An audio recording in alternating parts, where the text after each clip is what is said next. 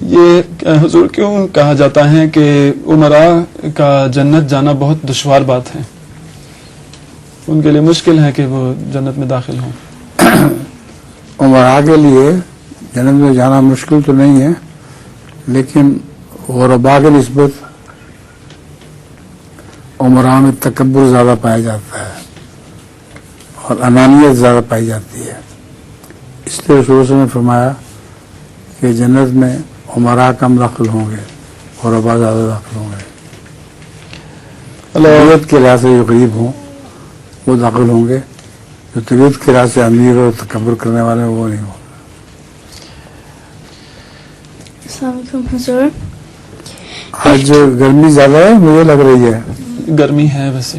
ہے؟ جی ہے یہاں. اچھا جی مجھے کوٹ پہنا ہوا ہے، مجھے اس میں گرمی لگ رہی ہے. جی ویسے باہر تو بہت سردی ہے.